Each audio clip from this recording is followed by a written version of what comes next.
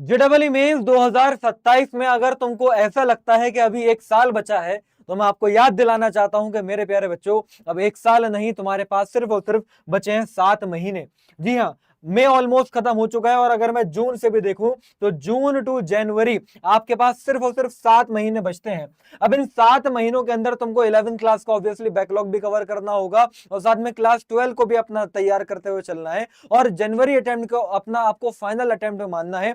क्यों? क्योंकि एक स्टडी और डेटा के अकॉर्डिंग ये देखा जाता है कि 70% वही बच्चे आईआईटी पहुंच पाते हैं जो जनवरी अटेम्प्ट के अंदर अच्छा परफॉर्म करते हैं। अगर आप ये सोच रहे हो कि अप्रैल अटेम्प्ट के अंदर अगर मैं अच्छे से तैयारी करूंगा, तो मेरे प्यारे बच्चों आप नहीं कर पाओगे। उसके पीछे का रीजन आप ये जरा समझो। मेन चीज तो ये कि आपका जो सिलेबस है ना, चाहे क्लास 11th हो या चाहे क्लास 12th हो, आपका सिलेबस नवंबर तक कंप्लीट हो जाना चाहिए। अब नवंबर तक सिलेबस कंप्लीट करने के लिए सिर्फ और सिर्फ आपके पास बचते हैं 5 महीने। और फिर अब नवंबर से जनवरी की अगर मैं बात करूं, तो तुम्हारे पास नवंबर एंड दिसंबर 2 महीने हैं। तो इन 2 महीने के अंदर आपको क्या क्या करना पड़ेगा? अगर कोई बच्चा जो अभी स्कूल जा रहा है, तो भाई उसके प्री बोर्ड के एग्जाम होंगे क्लास 12th में अगर वो है, साथ में उसको जेडब्ल्यू का रिवीजन करना पड़ेगा, प्रैक्टिस करनी पड़ेगी, मॉक टेस्ट देने पड़ेंगे। और इन दोनों चीजों को मैनेज करने के लिए तुम्हारे पास यहाँ पर 2 महीने होने चाहिए, तभी आप जनवरी अटेम्प्ट के अंदर अच्छा परफॉर्म कर पाएंगे। क्योंकि अगर आप जनवरी अटेम्प्ट के अंदर अच्छा परफॉर्म नहीं कर पाए, तो फिर आपका जनवरी के बाद बच्चों फेब के अंदर क्लास 12th बोर्ड के एग्जाम हो जाएंगे। तो आप पूरी की पूरी तैयारी बोर्ड के लिए करोगे, क्योंकि अगर 75% क्राइटेरिया अचीव नहीं हुआ, तो ना तो एनआईटी मिलेगा, ना ट्रिपल आईटी मिलेगा, आईटी तो बहुत दूर की बात है फिलहाल। तो फेब तुम्हारा महीना उसमें चला जाएगा, और तुम्हारे लगभग मार्च से तुम्हारे पास ऐसा मंथ होगा जिसके अंदर भी तुम्हारे पास पूरा 30 दिन नहीं, मुश्किल से 25 दिन के आसपास होते हैं बच्चे के पास अप्रैल अटेम्प्ट के लिए प्रिपेयर करने के लिए। अब सोच के देखो कि अगर तुम 25 दिन के अंदर अप्रैल अटेम्प्ट में अच्छा परफॉर्म कर लेते, तो क्या तुम इधर ही नहीं कर लेते? और बाकी का कंपटीशन अगर हम देखें, तो अप्रैल अटेम्प्ट के अंदर ज्यादातर बच्चे प्रिपेयर्ड होते हैं, सबका सिलेबस कंप्लीट होता है। तो हर साल ये देखा जाता है अप्रैल में कट ऑफ थोड़ी ज्यादा ही जाती है।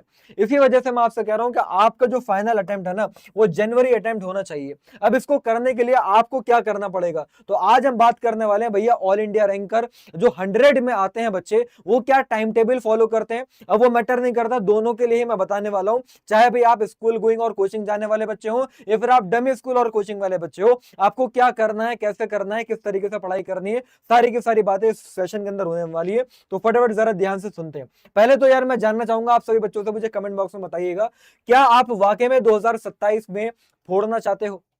मैं आपकी कमेंट देखना चाहूंगा कि हाँ सर, मैं जेडब्ल्यू 2027 फोड़ना चाहता हूं। ठीक है, तो अगर ऐसा है तो भाई पहली चीज तो ये है, अगर तुम वाकई में सीरियस हो, तो तुमको यार मेहनत आज ही से करनी पड़ेगी शुरू, है ना, अदरवाइज नहीं हो पाएगा। अब क्या करना है, सारी की सारी बातें मैं आपको बता दूं। फटाफट चैनल को पहले सब्सक्राइब कर लो, क्योंकि ऐसी और गाइडेंस वाली वीडियो तुम तक पहुंचते रहेंगी, और बहुत ज्यादा इंपॉर्टेंट इन्फॉर्मेशन जेडब्ल्यू के रिलेटेड आने वाली इस चैनल के ऊपर, तो मिस हो जाएगी अगर सब्सक्राइब नहीं कर रखा होगा।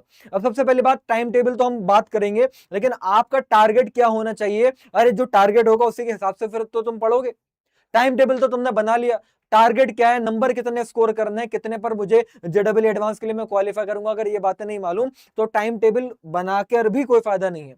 तो सबसे पहली बात, आप यहां पर जेडब्ल्यू मेंस का पहले एनालिसिस देख लेते हैं। हर साल अगर आप देखो, जैसे मैं 2025 की बात करता हूं, 26 की बात करता हूं, जेडब्ल्यू मेंस में आपकी मिनिमम भैया 93 परसेंटाइल तो आनी ही चाहिए। क्योंकि अगर नहीं आएगी, तो तुम्हारा आईआईटी का सपना सिर्फ और सिर्फ सपना ही रह जाएगा, सपने में ही देख पाओगे आईआईटी को, हकीकत में जिंदगी में कभी देख नहीं पाओगे। क्योंकि 93 परसेंटाइल नहीं आए तो आप जेडब्ल्यू एडवांस के लिए क्वालिफाई नहीं करोगे। आप यहां पर देखिए, 2025 में भी 93 था, 24 में भी, और 2026 में भी 93 परसेंटाइल था फॉर जनरल, और बाकी अदर कैटेगरीज के लिए भी आप देख सकते हैं। अब अगर 93 परसेंटाइल भी तुमको चाहिए, तो तुमको एम करना है लगभग, अगर मैं 2025 के हिसाब से देखूं, तो 85 से 133 मार्क्स। सेम ऐसे 2026 के हिसाब से भी देखो, तो अगेन हमारा 88 से 125 के आसपास पास। मतलब आपके दिमाग में ये टारगेट होना चाहिए कि अगर मैं जेडब्ल्यू एडवांस क्वालिफाई करूं, तो मेरा स्कोर ऑलमोस्ट 140 से 150 के अराउंड आना चाहिए। अब ये तो हो गया एडवांस के लिए बात। अगर मैं बात करता हूं कि भाई आपको अच्छा एनआईटी या फिर ट्रिपल आईटी वगैरह जाना है, तो आपका जो स्कोर है ऑलमोस्ट भाई, आपकी जो परसेंटाइल है वो 98 या 99 के अराउंड अगर होगी, तो काफी इजी होगा। भले अगर आईटी नहीं भी पहुंचोगे, तो बहुत अच्छा एनआईटी तो तुमको यार मिल ही जाएगा।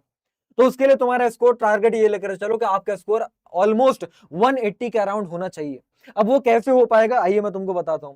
तो भाई सबसे पहले बात, तुमको ये जेडब्ल्यू का एग्जाम क्रैक करना है, और एक ही बार में करना है, पहली बार में करना है। और पहली बार में क्यों करना जरूरी है वो मैं आपको बता दिया, है ना।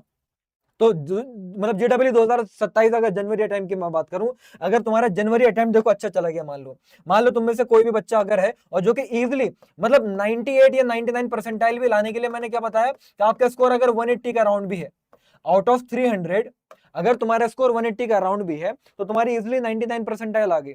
अब अगर ये आ गई ना तो तुमको टॉप के एनआईटी के अंदर कोई ठीक ठाक मिडिल ब्रांच तो मिल ही जाएगी, और अगर 99 परसेंटाइल है तो टियर 2 एनआईटी के अंदर तो तुमको सीएससी ब्रांच में मिल जाएगी। तो पहले तो दिमाग से सारा खौफ उतर जाएगा कि यार मुझे कोई अच्छा कॉलेज मिल भी पाएगा या नहीं मिल पाएगा। तुम्हारे अंदर सोचो कॉन्फिडेंस किस लेवल का होगा। फिर जनवरी में अगर अच्छा परफॉर्म कर पाए तो फिर जनवरी के बाद तुम्हारे पास 3 महीने होंगे एडवांस के लिए प्रिपेयर करने के लिए। अगर जनवरी में अच्छा नहीं हुआ तो अप्रैल में तुम तैयारी करोगे जेडब्ल्यू मेंस की, और फिर एडवांस के लिए प्रिपरेशन करने के लिए एक ही महीना होगा, मतलब आईआईटी तो भूल ही जाओ। समझ पा रहे हो मैं क्या कह रहा हूं?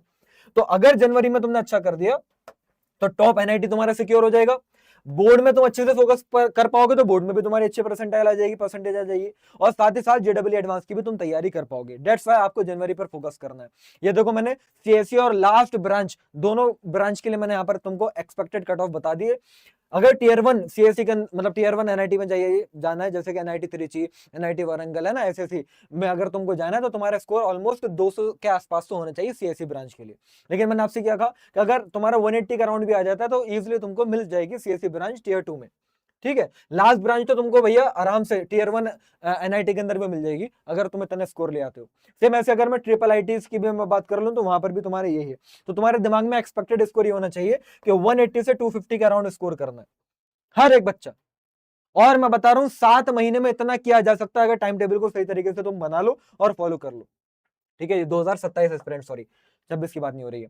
अब पहले तो मुझे एक बात ये बताओ कि क्या आपकी 11th क्लास किस लेवल पर है, आप किस कैटेगरी में लाइक करते हो? सारे के सारे बच्चे मुझे कमेंट में बताइएगा कि आप ए वाली कैटेगरी में है या फिर बी वाली में। ए वाली में वो कि सर 11th क्लास पूरी बर्बाद हो चुकी है, कुछ समझ में नहीं आ रहा, और बी वाली में वो कि सर 11th क्लास बहुत शानदार हो चुकी है, कोई बैकलॉग नहीं है, बढ़िया है, कॉन्सेप्ट सारे क्लियर है। बताइएगा। तो अगर तुम वो बच्चे हो कि भैया जिसके 11th क्लास में अभी बैकलॉग है, तो अब वो बैकलॉग जो है या फिर 11th क्लास बेकार है, तो वो क्यों बेकार है? क्या वो कॉन्सेप्चुअल क्लैरिटी की वजह से बेकार है, ये बताइए मुझे। क्या वो प्रैक्टिस नहीं करी आपने, क्वेश्चन प्रैक्टिस, इसलिए बेकार है, या फिर आपने बहुत सारे टॉपिक्स ही छोड़ रखे हैं? अब इन फिलहाल अगर तीनों में से कोई भी एक चीज है तो तुम्हारी 11th क्लास बेकार ही रहेगी और वो सुधर नहीं पाई तो ओवरऑल तुम अच्छा परफॉर्म नहीं कर पाओगे। तो पहली चीज तो तुमको 11th क्लास का बैकलॉग ही कवर करना है 12 के साथ साथ। उसके लिए आप क्या करोगे, डेली आपको मैक्सिमम से मैक्सिमम, इससे ज्यादा टाइम नहीं देना भाई 11th क्लास के लिए। ऐसा नहीं का पता चला कि तुमने पूरे दिन में 11th क्लास का बैकलॉग ही कवर करा, पता चला अभी 12th क्लास में तुम्हारा बैकलॉग बन गया। ऐसा नहीं करना। तो आपको मैक्सिमम से मैक्सिमम दिन के अंदर 2 ही घंटे देने बैकलॉग क्लियरिंग के लिए। अदरवाइज आप सैटरडे या फिर संडेज को अपना यूटिलाइज करेंगे बैकलॉग कवर करने के लिए। बैकलॉग कवर करने का मैं तुमको सिंपल से एक मात्र तरीका बता देता हूं। कोई अगर मान लो पूरा का पूरा चैप्टर तुम्हारा बैकलॉग में है, मान लेते हैं कि भाई तुम्हारा लॉज ऑफ मोशन जो है फिजिक्स के अंदर एक चैप्टर है, वो तुम्हारा पूरा बैकलॉग में तुमने बिल्कुल भी नहीं पढ़ा, तुम बिल्कुल जीरो पर हो, तो बेस्ट तरीका उसका बैकलॉग कवर करने का पता क्या है? आप 4 से 5 घंटे का कोई भी अच्छे टीचर का यूट्यूब पर पढ़ा हुआ होगा, आप उसका वन शॉट लगा लो। ठीक है, मेरा लगा लो, मेरा पड़ा हुआ है। ठीक है, अगर तुम मुझे अच्छा टीचर मानते हो तो फिलहाल 4 से 5 घंटे का वन शॉट आप लगा लो। वो लगाने के बाद फिर आप उस चैप्टर के ऑलमोस्ट 150 के अराउंड क्वेश्चन प्रैक्टिस कर लो। और अगर आप मतलब थोड़ा सा वीक है फिजिक्स के अंदर तो मैं रिकमेंड करूंगा कि आपके लगभग 50 क्वेश्चन आप पहले करो बेसिक लेवल के, समझ रहे हो, और बाकी के 100 क्वेश्चन करो आप जेडब्ल्यू मींस पीवाईक्यू लेवल। इतना अगर कर लिया तो मैं आपसे बता रहा हूं, और ये करने के लिए तुमको कितना टाइम लगेगा? और 4-5 घंटे, मतलब टोटल अगर देखा जाए तो 8 से 9 घंटे के अंदर यू कैन इजिली कवर पूरा का पूरा एक चैप्टर। बस इतना करना है। तो जितने भी चैप्टर बैकलॉग में है, बस इस तरीके से अगर तुम करोगे तो बैकलॉग बहुत इजिली क्लियर हो जाएगा। और कौन कौन से चैप्टर ऐसे हैं जो तुम्हारे बैकलॉग में नहीं रहने चाहिए, जिनको तुम छोड़ नहीं सकते? अगर छोड़ दिया तो नंबर नहीं आएंगे, क्योंकि वो हाई वेटेज चैप्टर है और वो ऐसे 11th क्लास के चैप्टर है जिनका कहीं ना कहीं यूज 12th में होता ही है, तो 12 भी बर्बाद हो जाएगी। तो ये सारे के सारे जितने भी ब्लू कलर से मैंने हाईलाइट कर रखे हैं ना, ये वो सारे चैप्टर हैं जो आपको बिल्कुल भी नहीं स्किप करने। फिजिक्स के अंदर ये देख लो सारे चैप्टर है ना, units and measurement, straight line, motion है, plane, laws of motion, work, power, energy, rotational motion, gravitation, thermodynamics, KTG, ये सारे हाई वेटेज भी हैं, बहुत सवाल आते हैं जेडब्ल्यू में इसमें, और 12 से कहीं ना कहीं लिंक्ड है। ऐसे केमिस्ट्री के अंदर तुम देख लो some basic concepts of chemistry, है ना, पीरियोडिक टेबल हो गया, chemical bonding, redox reaction, chemical thermodynamics, organic chemistry, hydrocarbon. ऐसे मैथ्स में तुम्हारे sets, relation, trigonometry, permutation, binomial, sequence and series, conic, introduction of 3D geometry and limits and derivatives की हम बात कर लेते हैं। अब मुद्दे की बात पर आते हैं कि टाइम टेबल क्या है ना। तो टाइम टेबल तुम्हारा अगर जेडबल इमेज में तुम्हारे 99 परसेंटाइल लेकर आनी है तो तुमको एक टाइम टेबल है, एक बच्चे का बहुत ही ज्यादा फेमस हुआ था यार ये टाइम टेबल, ये तुमको फॉलो करना चाहिए। आई होप शायद तुमको दिख पा रहा होगा या नहीं दिख पा रहा होगा, ये थोड़ा पुराना है, 1-2 साल पुरानी बात है। एक 17 साल के बच्चे ने, है ना, जो जेडबल एस्पिरेंट है, उसने एक टाइम टेबल शेयर करा था ऑनलाइन और ये बहुत ही ज्यादा वायरल हुआ था भाई साहब उस टाइम पर, क्योंकि उसने इस पूरे के पूरे टाइम टेबल में सिर्फ अपने सोने के लिए 4.5 घंटे का ही समय निकाला था। मतलब 12 से देख रहे हो, 12 से लेकर 4.5 तक सिर्फ उसने स्लीप का टाइम निकाला है, बाकी हर टाइम पर वो कहीं ना कहीं पढ़ाई ही कर रहा है। तो ये टाइम टेबल, ऐसा टाइम टेबल कुछ बच्चे बना लेते हैं जिसको वो मुश्किल से 1 या 2 दिन ही फॉलो कर पाते हैं, और 1 या 2 दिन भी ज्यादा कह रहा हूं, फॉलो ही नहीं कर पाते, जोश जोश में आके बना लेते हैं। तो भाई आप ऐसा मत बनिएगा, ऐसा टाइम टेबल करके आप अपनी सेहत ही खराब करोगे। अगर बाय चांस फॉलो कर भी लिया, पहले तो कर ही नहीं पाओगे, ठीक है। इस टाइम टेबल के ऊपर एक जो ऑलरेडी आईआईटी जेडबल का टॉपर था ना, जिसकी ऑल इंडिया रैंक 1 आई थी, तो उसने जब इस टाइम टेबल को देखा ना, पीछे जो मैंने अभी आपको दिखाया, उसने कहा कि भाई जितना इसने लिखा है ना पढ़ने के लिए, मैं उसका आधा ही पढ़ पाता था, तो भी मेरी ऑल इंडिया रैंक 1 आ गई। तो मैं आपको ये बात बता दूं कि ऐसा नहीं है कि तुमको 16-16 घंटे पढ़ाई करनी है। क्या कैसे करना है मैं तुमको बता देता हूं, है ना। तो भाई टॉपर्स को टॉपर्स क्या बनाता है?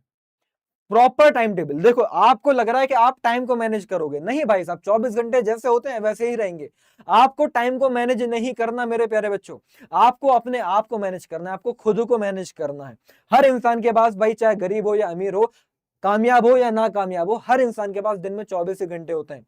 उसी 24 घंटे में कोई एलोन मस्क बन गया है और कोई भाई साहब कर्जे के अंदर डूब चुका है। समझ पा रहे हो? तो सारे का सारा खेल आप खुद को कितने अच्छे तरीके से मैनेज कर पाते हो उसका है। तो आइए बात करते हैं, सबसे पहले ये वो टाइम टेबल है जो आपको फॉलो करना है। ये उस बच्चे के लिए जो भैया स्कूल भी जाता है और कोचिंग भी जाता है।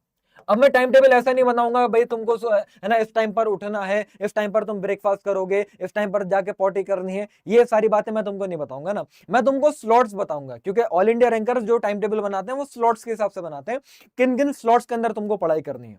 तो देखो स्कूल जाने वाला बच्चा अगर कहता है ना सर मेरे पास तो टाइम ही नहीं मिलता 2 घंटे का भी, मैं तुमको बताता हूँ कि तुमको कैसे पढ़ाई करनी है। पहली चीज तो तुम सुबह को जल्दी उठो। अब अगर तुम सुबह में मान लो 6 बजे उठ जाते हो और तुम वो बच्चे हो जो स्कूल जाता है, तो स्कूल मान लो तुम्हारा 8 से 2 बजे का है ना, ऑलमोस्ट 6 घंटे के आसपास का तुम्हारा स्कूल है। तो अगर तुम सुबह 6 बजे उठ गए तो 6:30 से 7:30 ये वो समय है तुम्हारे पास 1 घंटे का, जिसमें तुम अच्छा सा रिवीजन कर सकते हो कल जो पढ़ा था। मतलब आप प्रीवियस डे का रिवीजन करने के लिए आप ये सुबह का स्लॉट रखोगे तो बहुत बेस्ट रहेगा। कल की सारी बातें रिवाइज रहेंगी, सुबह में दिमाग अच्छे लेवल पर होता है हमारा। फिर तुम स्कूल जाओगे तो देखो पहली बात तो ये, स्कूल के 6 घंटे के अंदर 6 के 6 घंटे पढ़ाई नहीं होती, कोई ना कोई तुम्हारा फ्री पीरियड होगा, गेम्स का पीरियड होगा, कहीं टीचर नहीं आएगा, तो उस टाइम को तुम बर्बाद नहीं करो। स्कूल में भी कोई ना कोई ऐसा पीरियड तुम्हारा निकल कर आ ही जाएगा कि तुम आधा घंटा 1 घंटा वहां पर भी रह के पढ़ाई कर सकते हो। लाइब्रेरी में जाके बैठ जाओ, मैं पर्सनली ऐसा करता था, लाइब्रेरी में जाके बैठ गया अगर टीचर नहीं आए और वहां पर बैठ के पढ़ाई कर ली। क्यों भैया हंसी मजाक में घूमने घामने में टाइम खराब कर रहे हो? तो वहां से फिलहाल तुमको टाइम निकालना है। फिर वही बात जैसा मैंने बताया कि टाइम को मैनेज करना है। अब अगर मान लो तुम फिर स्कूल के बाद कोचिंग जाते हो, अब कोचिंग भी तुम्हारी 3-4 घंटे की है, तो मान लो फिर 2 से 6:30 या 7 बजे तक तुम कोचिंग गए, तो कोचिंग को भी आप सीरियसली फॉलो करो। मैं सबसे बड़ी दिक्कत यह है, मैं ये देखता हूं कि बच्चा स्कूल भी जा रहा है, स्कूल में कुछ नहीं पढ़ रहा, कोचिंग जा रहा है, कोचिंग में कुछ नहीं पढ़ रहा, घर पे आके फिर वो यूट्यूब से वन शॉट देख रहा है। अरे भाई साहब जब तुम स्कूल में जा रहे हो वहां पर इतना 6 घंटे तुमने लगा दिए तो उसको यूटिलाइज तो करो। कोचिंग अगर तुम जा रहे हो तो कोचिंग में जो तुमको टीचर पढ़ा रहा है, अगर अच्छा नहीं पढ़ा रहा तो फिर तुम जा क्यों रहे हो पहली बात, और अगर अच्छा पढ़ा रहा है तो फिर तुमको यूट्यूब पर वन शॉट देखने की जरूरत नहीं है। आप उसी को उससे बेस्ट अपना आउटपुट निकालिए। क्यों? क्योंकि उसके बाद जो बचा हुआ टाइम होगा ना, फिर वो आप सेल्फ स्टडी में दे पाओगे। अगर नया टॉपिक पढ़ने के लिए जो कोचिंग में पढ़ाया जा रहा है वो पढ़ने के लिए भी तुम अलग से घर में आके पढ़ रहे हो, तो तुम कितने भी घंटे निकाल लो तुम्हारा टाइम हमेशा इनसफिशिएंट ही रहेगा तुम्हारे लिए। अब ये आता है तुम्हारा पहला स्टडी का स्लॉट।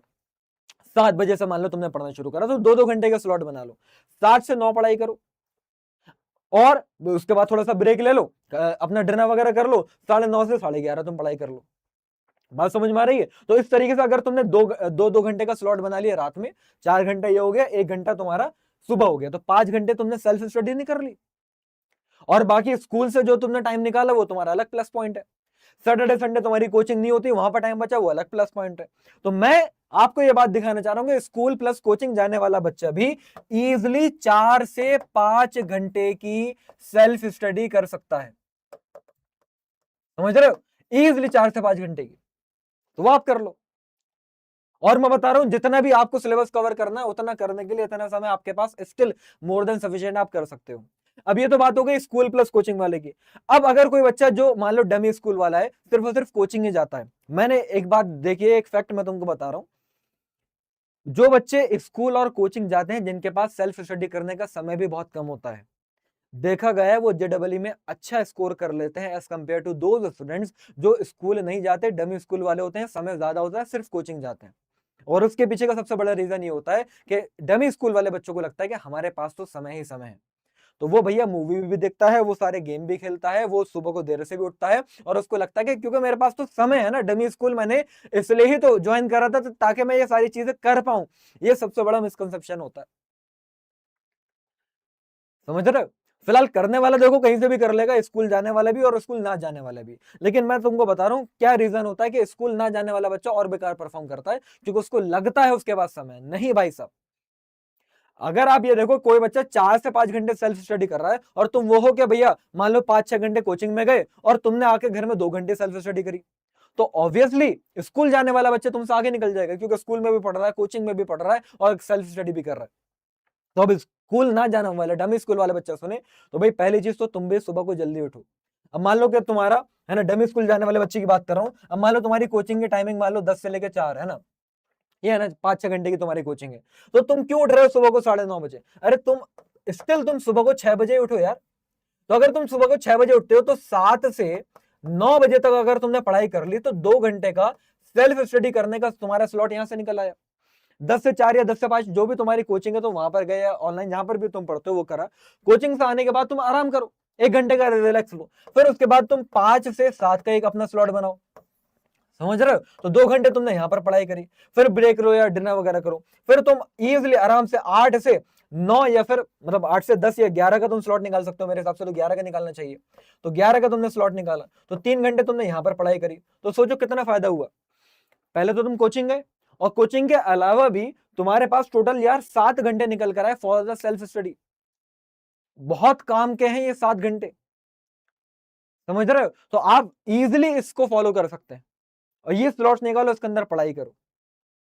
आपको मैं एक बात बता दूं, एक थोड़ा सा बोनस टिप भी दे देता हूं। तो ये तो मैंने टाइम टेबल की बात बता दी, एक बोनस टिप तुम्हारे लिए ये है, बोनस टिप हर एक बच्चे के लिए, अगर वो वाकई में ऑल इंडिया रैंकर बनना चाहता है ना, ये कोई क्लिक बेट नहीं था मैंने जो ऑल इंडिया रैंकर लिखा था, AIR अंडर 100 ही आएगी अगर तुम सिर्फ इतना सा कर लेते हो। एक बात मैं तुमको बताऊं, तुमको मजा आएगा, जरा ध्यान से सुनना। कहा यह जाता है कि भाई टोटल 300 क्वेश्चन करने चाहिए हर एक चैप्टर के। उन 300 क्वेश्चन में 80 क्वेश्चन होने चाहिए तुम्हारे बेसिक लेवल के, समझ रहे हो? 120 क्वेश्चन होने चाहिए तुम्हारे जेडबलई मेंस लेवल के, और तुम्हारे ऑलमोस्ट 100 क्वेश्चन होना चाहिए जेडबलई एडवांस लेवल के। ठीक है, जेडबलई एडवांस लेवल के। तो एक चैप्टर के 300 सवाल अगर किसी बच्चे ने कर लिए तो वो एडवांस तक फोड़ के आएगा, एडवांस के भी वाईक्यूज अगर कर लिए। अब ये 300 सवाल टोटल अगर तुम कंप्लीट सिलेबस भी अगर करते हो तो फिजिक्स केमिस्ट्री मैथ के 90 चैप्टर्स हैं, तो 90 इंटू 300 क्वेश्चन पता कितने बैठेंगे? ये तुम्हारे बैठेंगे 27,000 क्वेश्चन। बात समझ में आ रही है? अब अगर मैं ऑन एन एवरेज मान लेता हूं कि भाई 27,000 अगर तुमको क्वेश्चन करने, सोच के देखो 300 सवाल अगर करने तो कितना समय लगेगा या फिर कितने घंटे तुमको पढ़ना चाहिए। तो अगर मैं मानता हूं कि यार तुम 20 क्वेश्चन भी 1 घंटे में करते हो, तो अगर मैं इसको 20 से भी डिवाइड कर देता हूं, ठीक है, तो 20 से भी अगर मैंने डिवाइड करा तो 2 1 2 3 6 एंड 2 5 10, 135 और 0, तो 1350 आर निकल कर आता है। और 1350 आर है तो अभी भी तुम्हारे पास यार 7 महीने, 7 महीने का मतलब लगभग 200 दिन। तो अगर मैं इसको 200 दिन से भी डिवाइड कर दूं ना, तो 1 घंटे का मतलब 1 दिन के अंदर तुमको कितना घंटे क्वेश्चन प्रैक्टिस करनी है। आप यहां से अगर देखोगे तो ये कितना बैठेगा भाई, 2 6 12 एंड 2 7 14 एंड ये 5, लगभग कितना निकल कर आ रहा है? ये कुछ गड़बड़ नहीं कर दिया मैंने? 200 दिन है ना, तो 200 दिन का मतलब ये हो गया, 0 से 0 गया, 6.75 आ रहा, सॉरी 6.75, 6.75। तो आपको 6.75 आर जो है वो करना पड़ेगा, और ये वो मैं बता रहा हूं कि AIR 1 आ जाएगी तुम्हारी इतना करके। तो तो आप ये देखिए, चाहे स्कूल गोइंग वाला बच्चा हो या कोचिंग जाने वाला बच्चा हो, आप दोनों लगभग 5 से 6 घंटे निकाल पा रहे हैं। और मैं तो ये बहुत मोटा मोटा मान रहा हूं, इतना नहीं करना।